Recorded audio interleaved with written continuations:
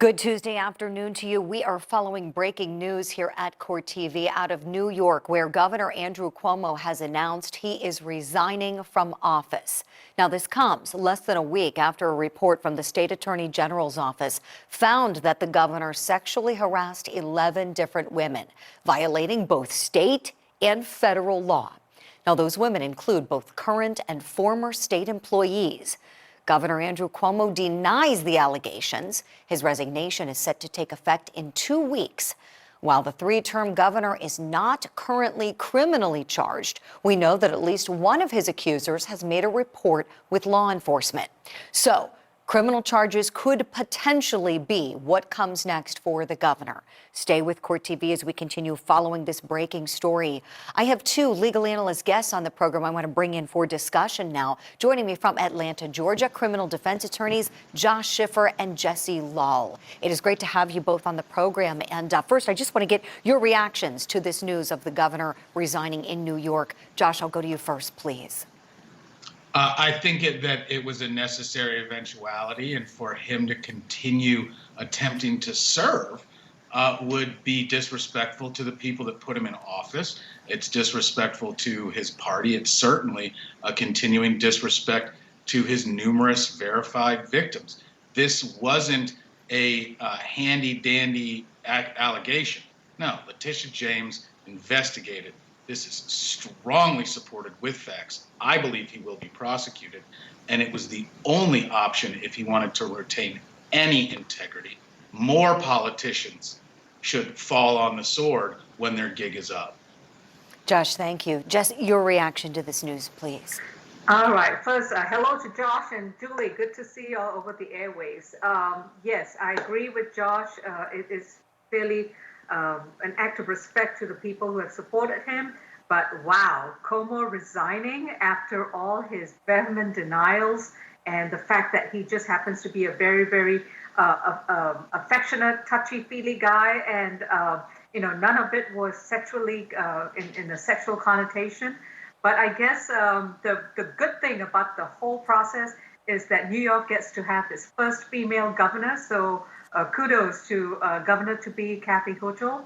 And so that to me is the bright spark about this whole horrible situation with Cuomo, who was seen as such a hero during the 2020 pandemic situation, sparring with then the former president. But it's a sad end to a man who could have done so many great things. Jesse, thank you. And you were referencing the lieutenant governor currently, Kathy Hochul. You mentioned her name, 62 years old. She's a Democratic former member of Congress. She is from the Buffalo, New York area. And this will be historic because she will become the state's 57th governor and the first woman to then occupy that post. So there is a bit of history coming with this. Josh, let me go back to you with this next question. And you touched on it in your last answer. You said you believe he will be prosecuted. I want to ask you why, because we brought the news of just a few days ago about one of those 11 accusers going to make an official report with the sheriff's department. And so, of course, everybody wants to know, will an investigation then commence? Are charges forthcoming? Tell us why you think there will be a criminal prosecution, please.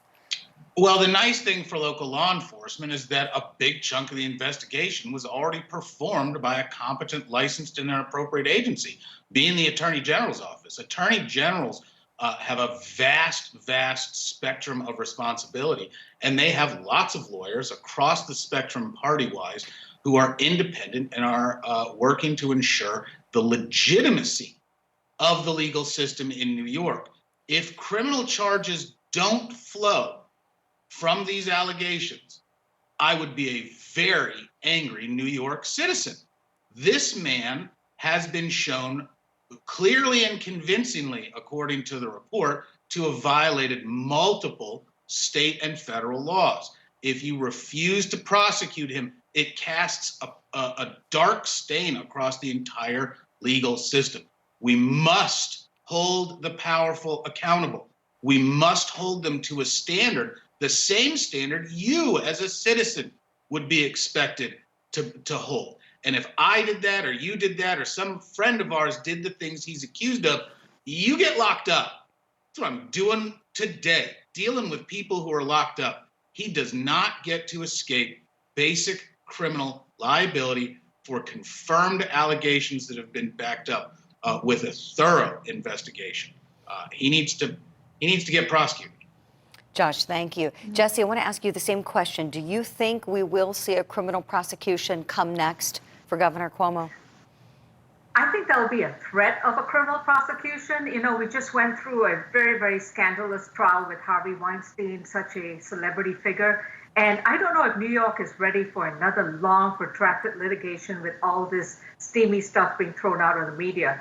I really think we may go down the Jeffrey Epstein route, and perhaps a settlement issue may come up where the victims may be able to get some civil compensation for what's happened.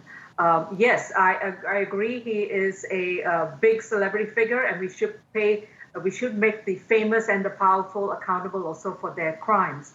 But I don't think we want to drag this out any further if the victims are satisfied with a civil compensation. So I'm leaning towards, I think they may go down the Epstein route, if I may call it that. Okay, interesting. Appreciate your perspective, both of you. I'd like to bounce something else off of the two of you while I can pick your legal brains here. Something that troubled me a bit when we saw the announcement coming from the Attorney General, and she said that there would not be any criminal referral. Yet the finding was that federal and state laws were broken, but yet no referral. And by that, she means just it's not going to be sent directly to a law enforcement agency or a district attorney's office or the U.S. Attorney's Office for any kind of pursuit of charging. But she made it clear, she said any offices are welcome to use what we've already uncovered and everything we found in our investigation. Sure, have at it for any investigations that commence. I was a little disappointed to see that. It kind of shocked me that there wasn't that referral actively taking place. And I want to get your reactions, whether it shocked you or not, or if you think this was to be expected. Josh, I'll let you answer first, please. I think it's a ding against the credibility of Letitia James. If you're an elected official in charge of these kind of investigations and your own investigators come back and say, hey, this is what happened, the failure to do something as simple as a criminal referral to the appropriate agencies, it's disrespectful to the victims, it's disrespectful to the system. And sure, we all know that local prosecutors can pick up an investigation and they don't need a referral. But it seems to me that Letitia James stopped right before getting to the finish line. She's got proof from her office crimes were committed by a prominent leader. Not pursuing that is a betrayal of her duties. Josh, thank you. Jesse, same question to you, please. You know, Honorable James, with all due respect to her, I think what she established was probable cause for these crimes. I don't know if she's convinced she has enough evidence to go all the way to a prosecution. These kind of sexual harassments, especially in workplace situations, they are very, very difficult to prove, even to the level of beyond a reasonable doubt, which Ms. James would have to take this case to court. So I think she did the great political statement where she took to the news and said, I believe the victims. And gave some validation to the victims' outcries. But I don't know politically and as an attorney whether she feels she has enough credible evidence to take it to trial. So I think she's going to leave it at that. And if something comes up down the road, I don't think she has thrown away her options to take this to litigation, but she's leaving those options open. So I could respect that. Mm-hmm. I appreciate your insight on that one. That was just one of those things that I just found a little bit troubling, especially given the length of time. This was obviously a very involved, detailed investigation, and thank goodness for that. And thank goodness she's coming out publicly saying that she believes all of those accusers who've come forward, they're being heard, so we know victims' rights are being protected. I just kind of felt like it perhaps stopped a little bit short of what could have been done, and for time's sake, for resources' sake, and to make sure the ball isn't dropped. Josh, let me go to you on this one. Do you think that the Me Too movement, the Time's Up movement, do you think any of that has had an influence on a case like this? Do you think if we were to rewind the clock 10, 15 years, would be seeing the governor resigning today just amidst allegations like this? Oh, I think that absolutely we would be in a completely different posture 10 or 15 years ago, because 10 or 15 years ago, these kinds of allegations generally got squashed by the people in charge. But I want to refer to something that Jesse just said, because she made an excellent point that I agree with, and I missed. The luxury of being able to wait is something that Attorney General James has on her side. The announcement that they're not making a criminal referral immediately doesn't preclude them from following up. And there may be some sort of strategic value to it, the independence of the investigation that Jesse's comment brings up. If you are going to prosecute this in a part of New York where obviously everybody's going to know the parties involved, you may benefit from the Attorney General not doing. Okay, and I think your shot's frozen there, Josh, but that's okay. I have some video I want to play next while we get your video corrected. This is of New York Governor Andrew Cuomo speaking out about resigning. Let's take a look at this together now. And it was an honor to lead. Please remember that lesson. Hold it dear and hold it up high for this nation to see, because it is New York State at her finest, creating her legacy, fulfilling her destiny, giving life and animation to the lady in the harbor, saying, "Excelsior, we can be better, we can reach higher," and proclaiming e pluribus unum, out of many one, unity, community, love. That is our founding premise and our enduring promise. And that is the salvation of this nation that it so desperately needs to hear. Thank you for the honor of serving you. It has been the honor of my lifetime.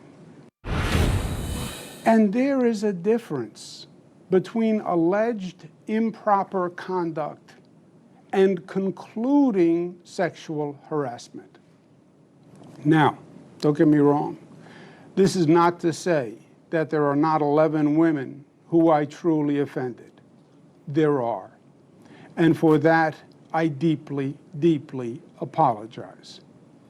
I thought a hug and putting my arm around a staff person while taking a picture was friendly, but she found it to be too forward. I kissed a woman on the cheek at a wedding, and I thought I was being nice, but she felt that it was too aggressive. I have slipped and called people honey, sweetheart, and darling. I meant it to be endearing, but women found it dated and offensive. I said on national TV to a doctor wearing PPE and giving me a COVID nasal swab, "You make that gown look good." I was joking. Obviously, otherwise I wouldn't have said it on national TV. But she found it disrespectful. I take full responsibility for my actions. Okay, so that was just some of what the governor shared today with the announcement of his resignation. And Josh, I want to go back to you because your video froze, as you know, so I wanted to let you just finish your thought, get your reaction to those little clips we just showed. Yeah, I apologize for that.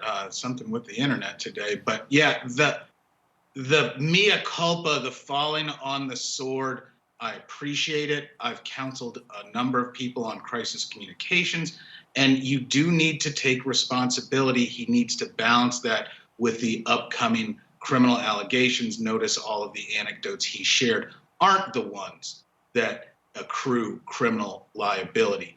And I wanted to reiterate the point that I was cut off with that Jesse's absolutely right in that Attorney General James benefits from not having made a formal referral, and the benefit flows to the local prosecutor because then they get to say that this was a local decision in prosecuting a case, and they were not taking orders from a highly politicized AG's office. You're both making excellent points. And Jesse, I want to give you the last word on this one, please. Final thoughts on what we've seen today and the governor's message that he just shared. First of all, thank you, Josh, for giving me an A+ on one of my comments. I always look up to you. So I agree with the mea culpa, but I'm listening to that statement from Governor Cuomo, and I'm thinking this is victim blaming. This is victim blaming. I'm just being affectionate. I'm sorry, I'm such a touchy-feely guy.